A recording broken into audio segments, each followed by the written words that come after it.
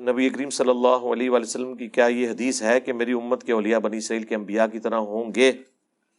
حدیث تو نہیں ہے، لیکن یہ ان پرنسپل بات درست ہے کہ کی طرح سے مراد مرتبہ نہیں ہے، کی طرح سے مراد ہے کہ اس طرح کا کام کریں گے، اور صرف علماء نہیں، پوری امت ہی بنی اسرائیل کے پیغمبروں کی طرح ہے۔ قرآن میں لکھا ہے کنتم خیر امۃ اخرجت للناس تأمرون بالمعروف وتنہون عن المنکر وتؤمنون باللہ، تم بہترین امت ہو جو لوگوں کے نفع کے لیے نکالی گئی، نیکی کا حکم دیتے ہو، برائی سے روکتے ہو، اور اللہ پر ایمان لاتے ہو جیسا کہ ایمان لانے کا حق ہے۔ یعنی یہ نبیوں والا کام ختم نبوت کی برکت سے شفٹ ہوا ہے اس امت کو۔ ایک وہ ختم نبوت ہے جو پاکستانی عوام اور علماء کر رہے ہیں، ہاں وہ ختم نبوت نہیں ہے، وہ اینٹی قادیانی ہے۔ ختم نبوت وہ ہوگی جو چشتی رسول اللہ، اشرف علی رسول اللہ کو بھی غلط کہے گی۔ اور یہاں پہ جو بھی فارغ بندہ ہے نا، اس سے پوچھے کیا کر رہے ہو، کہتا ہے میں ختم نبوت پہ کام کر رہا ہوں۔ ہاں وہ آپ کو پتا ہے پچھلے دنوں ایک پیر صاحب کے ماننے والوں نے وہ ایک اہل حدیث مولانا صاحب کی ٹھکائی کی تھی، ناصر مدنی صاحب کی۔ بعد میں جب ان کی صلح ہوئی اور وہ پیر صاحب اور وہ ساتھ بیٹھ کے لڑے، بریلوی اور اہل حدیث ہیں آپس میں، اور جب پریس کانفرنس کر رہے ہیں اور کہہ رہے ہیں انشاءاللہ ہم مل کر ختم نبوت پہ کام جاری رکھیں گے۔ کیسے ختم نبوت پہ کوئی کام کر سکتا ہے؟ میں دیکھتا ہوں نا آج اہل حدیث بھی بول جائیں ذرا چشتی رسول اللہ، اشرف علی رسول اللہ کے اوپر، اور اس کی لکیر پیٹیں، تو میں دیکھتا ہوں ان کو کیسے وہ برداشت کرتے ہیں۔ بریلوی تو ویسے ہی بولنے جوگے نہیں ہیں، صرف اشرف علی رسول اللہ پہ بول سکتے ہیں، یہ لوگ کہاں سے ختم نبوت پہ کام کریں گے؟ تو آج کل جو بندہ کوئی بھی دین کا کام نہیں کر رہا ہوتا نا، وہ کہتا ہے میں ختم نبوت پہ کام کر رہا ہوں۔ ختم نبوت کی کاز کو ان لوگوں نے بدنام کر کے رکھ دیا، مزاح بنا کے رکھ دیا ہوا ہے۔ جہاں کہ بھی جی آئیں مل کر ختم نبوت پہ کام کریں، یہ کون سا ختم نبوت کام ہے بھائی کہ جس میں آپ ایک فرقے کو ٹارگٹ کیے ہوئے ہیں؟ آپ نظریات کو ٹارگٹ کریں۔ چاہے صوفیاء نے کشف کے نام کے اوپر ختم نبوت پہ ڈاکہ مارا، خواہ عقیدہ امامت کو ڈیوائن کر کے کسی نے پیش کیا، خواہ کسی نے ڈائریکٹ چشتی رسول اللہ پڑھوایا یا اشرف علی رسول اللہ کو انڈورس کیا، سب کے سب لوگ ختم نبوت پہ ڈاکہ مارنے والے ہیں۔ اس لیے ہم دعویٰ کرتے ہیں کہ ختم نبوت پہ کام صرف ہمارے پلیٹ فارم سے ہو رہا ہے۔ ہماری لائف سٹوری کے اندر ایک بھائی انگلینڈ سے آئے، انہوں نے لائف سٹوری سنائی۔ ان کا تعلق پہلے ختم نبوت کی ایک تحریک سے تھا جو انگلینڈ میں کام کر رہی ہے، دیوبندیوں کی، جو کراچی کا ایک مفتی بھی کہتا تھا نا، وہاں پہ ہمارے ایک مولانا صاحب ہیں سہیل باوا صاحب، اچھا وہ نا ہی باوا جے اے بابے تے شاہی کوئی نہیں، یعنی جو ہم بولتے ہیں نا نبی کے جیسا ہے ہی کوئی نہیں، بابے تے شاہی کوئی نہیں، تو وہ یہ بابا سے بھی ایک اوپر کا ورژن ہوتا ہے باوا، ہاں وہ ان کی کاسٹ ہے ویسے باوا، یہ وہ والا باوا نہیں ہے ویسے، لیکن وہ تو وہ کہنے لگے میں ان باوا صاحب کے ساتھ اٹیچ ہوں، ختم نبوت پہ کام کر رہا ہوں۔ میں نے نیچے نا اسی وقت ریئل ٹائم کمنٹس کیا، یہ جو آپ کے باوا صاحب ہیں کبھی انہوں نے اشرف علی رسول اللہ، الامداد رسالہ اور چشتی رسول اللہ پہ بولا ہے؟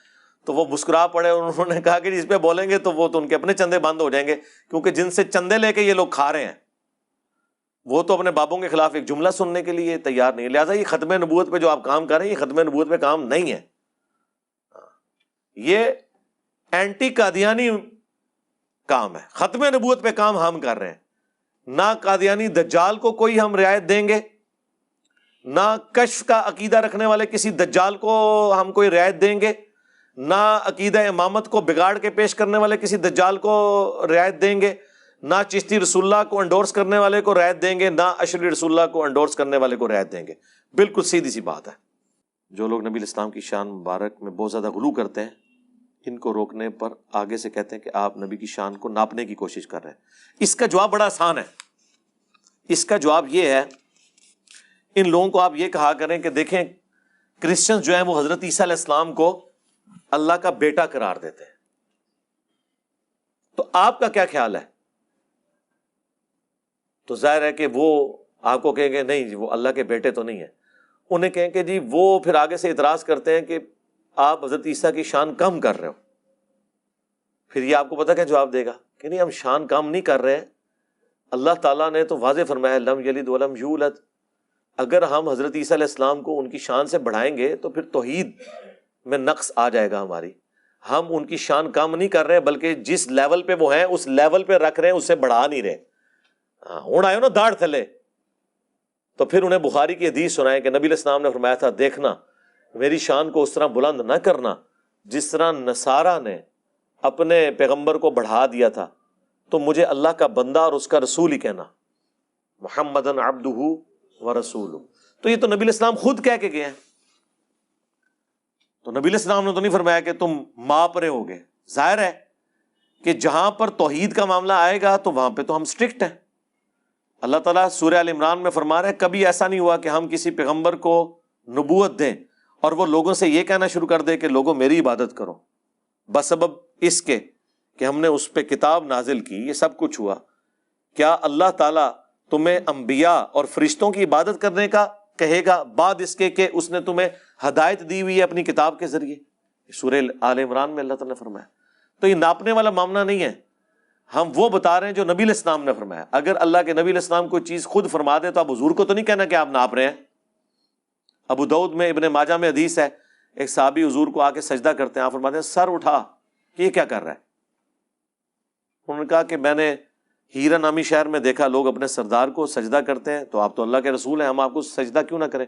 آپ نے فرمایا اگر میں سجدہ جائز سمجھتا تو بیویوں سے کہتا کہ اپنے خامدوں کو سجدہ کریں اس حق کے سبب جو اللہ نے دیا ہے۔ اور اس میں ابو داؤد میں تو یہاں تک الفاظ ہیں جب میں فوت ہو جاؤں گا تم میری قبر سے گزرو گے، کیا میری قبر پہ بھی سجدہ کرو گے؟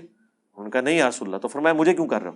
وہاں تو صحابی نے نہیں کہا یا رسول اللہ آپ اپنی شان خود ناپ رہے ہیں کہ تعظیم کا سجدہ تو فرشتوں نے آدم کو کیا، یوسف علیہ السلام کے بھائیوں نے یوسف علیہ السلام کو کیا، تو آپ تو امام الانبیاء ہیں، ہم آپ کو سجدہ نہ کریں؟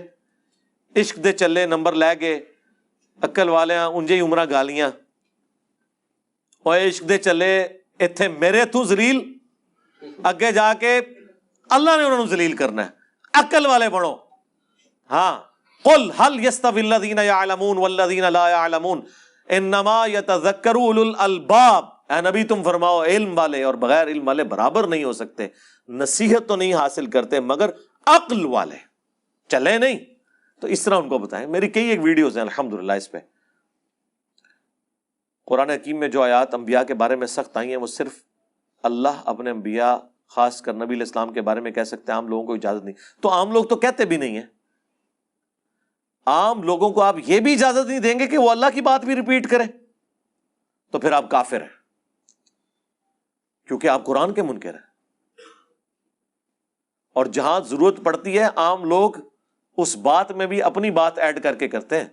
اس میں میں نے ان کو اتنی بڑے لیول کی پھکی دی ہوئی ہے، قیامت تک بھی ڈکار مارتے رہنا تو وہ ہضم نہیں ہونی ان کو۔ وہ صحیح بخاری میں کم از کم 4 مقامات پہ سیدنا ابو بکر کا خطبہ ہے۔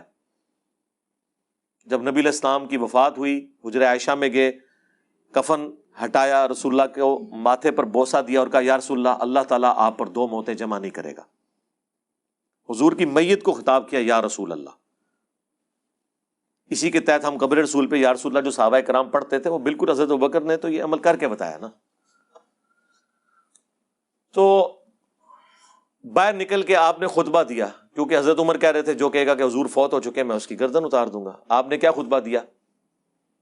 حمد و صلات کے بعد پہلا جملہ وہ بولا جو نہ قرآن میں تھا نہ حدیث میں تھا، لہذا نہ وہ اللہ کا فرمان تھا نہ نبی کا فرمان تھا۔ من کان یعبد محمدا فإن محمدا قد مات۔ جو کوئی بھی تم میں سے محمد کی عبادت کرتا تھا یا آج تک کرتا آ رہا ہے، وہ جان لے کہ محمد مر چکے ہیں، اور جو اللہ کی عبادت کرتا تھا وہ جان لے فإن اللہ حی لا یموت، بے شک اللہ تعالیٰ زندہ ہے، اسے کبھی موت نہیں آئے گی۔ یہ کون سی آیت حدیث حضرت ابوبکر نے پڑھی ہے؟ جی اللہ کہہ سکتا ہے تسی نہیں کہہ سکتے، تسی نے تو کہہ دیتا ہے، حضرت ابوبکر نے کہا ہے نا، پیغمبر تو نہیں ہے، اللہ بھی نہیں ہے، امتی ہیں۔ بعد میں پھر آیت پڑھی انک میت وانہم میتون، سورہ الزمر آیت نمبر 30، اے نبی تمہیں بھی مرنا ہے، تمہارے مخالفین کو بھی مرنا ہے۔ پھر آیت پڑھی آل عمران 144، وما محمد الا رسول قد خلت من قبلہ الرسل افإن مات او قتل، محمد تو نہیں مگر ایک رسول، اگر یہ قتل ہو جائیں یا مر جائیں، یا پاکستان میں ترجمہ کر دیں شہید ہو جائیں یا وصال شریف فرما جائیں، تو کیا تم دین سے الٹے قدم پھر جاؤ گے؟ یہ غزوہ احد کے موقع پر آیات نازل ہوئی تھی جب حضور کی شہادت کی افواہ پھیل گئی تھی۔ المستدرک للحاکم میں پوری حدیث موجود ہے. یہ بخاری میں یہ 2 آیات حضرت ابوبکر صدیق نے آیات بعد میں پیش کی، پہلے اپنی بات کی. تو اب مجھے فتویٰ چاہیے حضرت ابوبکر کے اوپر 295 CA لگوائیں گے جو انہوں نے رول بنائے ہوئے ہیں کہ اللہ کہہ سکتا ہے بندے نہیں کہہ سکتے، بندے ہی نہیں کہا جائے. اور بخاری میں تو 2 آیات ہیں نا، المستدرک للحاکم میں بھی یہی حدیث آتی ہے. وہاں پہ حضرت ابوبکر نے جو خطبہ دیا ہے نا، اس میں ایک تیسری آیت کا بھی ذکر ہے. سورۃ الانبیاء کے سٹارٹ میں وہ آیت ہے، آیت نمبر 8. وَمَا جَعَلْنَاهُمْ جَسَدًا لَا يَأْكُلُونَ الطَّعَامَ وَمَا كَانُوا خَالِدِينَ. ہم نے کوئی نبی ایسا نہیں بنایا تھا کہ جس کا جسم کھانے کا محتاج نہ ہو، اور نہ وہ ایسے تھے کہ ہمیشہ دنیا میں رہتے. تمام انبیاء کا ذکر کر دیا حضرت ابوبکر نے کہ سب کے سب انبیاء کھانا کھانے کے بھی محتاج تھے اور موت بھی انہیں آنی تھی. لہذا جسے موت آ جائے وہ خدا نہیں ہے، اور جو خدا ہے اسے موت نہیں آتی. ان پڑھ لوگ دینی علماء کی تقلید کرتے ہیں تو ان تک دعوت کیسے پھیلائی جائے؟ ہاں، جیسے ہم پھیلا رہے ہیں. یہ سب سے کرٹیکل کوسچن ہے اس امت میں، گمراہی کو ختم کرنے کا طریقہ کیا ہے. ابھی تک جن لوگوں کو درد پیدا ہوا، جن کے دل دکھی ہوئے کہ لوگوں نے رسول اللہ کا راستہ چھوڑ کر اپنے بابوں کو بزرگ مان لیا، انہوں نے اپنے طریقے سے کوشش کی کہ لوگوں کو توحید پر لایا جائے، قرآن و سنت کے حوالے پیش کیے جائیں، لیکن بیچارے ناکام رہے. کیوں؟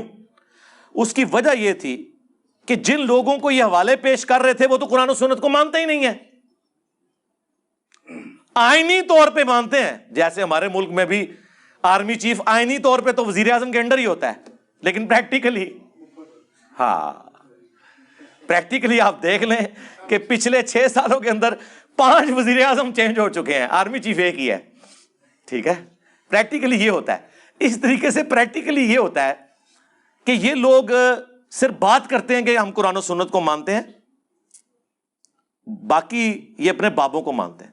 تو اس کا حل یہ نہیں کہ انہیں قرآن و سنت پیش کر کے تو قرآن و سنت کی توہین کروائی جائے ان کے ہاتھوں، بلکہ اس کا حل یہ ہے کہ ان کی نظروں میں وہ بابے بے عزت کر دیے جائیں جن کی وجہ سے یہ قرآن و سنت کا انکار کرتے ہیں. یہ کہہ کے او جی یہ کل کا چھوکرا علی، اس کو بات کہاں سے سمجھ آ گئی؟ ہمارے احمد صاحب بریلوی صاحب کو یہ بات نہیں پتا تھی، ہمارے اشرف علی تھانوی صاحب کو یہ بات نہیں پتا تھی. تو پھر آپ انہیں کہیں رکو ذرا، صبر کرو. اگر یہی بات تھی تو اشرف علی تھانوی صاحب نے لا الہ الا اللہ اشرف علی تھانوی رسول اللہ اور اللہم صلی اللہ و نبینا اشرف علی کلمے کو انڈورس کیوں کیا، خواب میں بھی اور بیداری میں بھی؟ اور اعلیٰ حضرت نے فتاوی رضویہ کے اندر سبع سنابل کتاب کی تعریف کیوں کی جس میں چشتی رسول اللہ والا واقعہ لکھا ہوا تھا جو حشر بہشت کے اندر بھی موجود تھا؟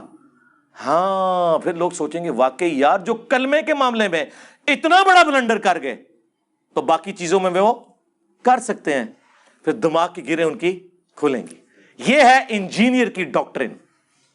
ہاں انجینئر کی ڈاکٹرن نے کام کیا ہے، دیکھ لیں صدیوں سے جو کام نہیں ہو سکا. جناب مجھے آج بھی یاد ہے جب ہم بابوں کو للکارتے تھے نا، 2010-11 کی بات ہے، اس وقت تو چند لوگ ویڈیوز دیکھتے تھے، تو اگر میری ویڈیو کے نیچے 100 کمنٹس ہوتے تھے تو 90 سے زیادہ مجھے گالیاں ہوتی تھی. اور آج ان بابوں کی میمز بن رہی ہیں.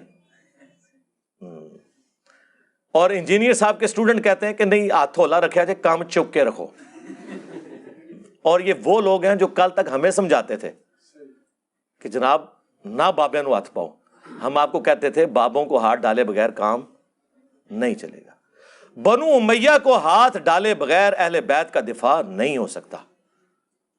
بابوں کو ہاتھ ڈالے بغیر قرآن و سنت کی توحید اور قرآن و سنت کی تعلیمات آپ امت تک نہیں پہنچا سکتے. یہ ہے جی اس کا طریقہ.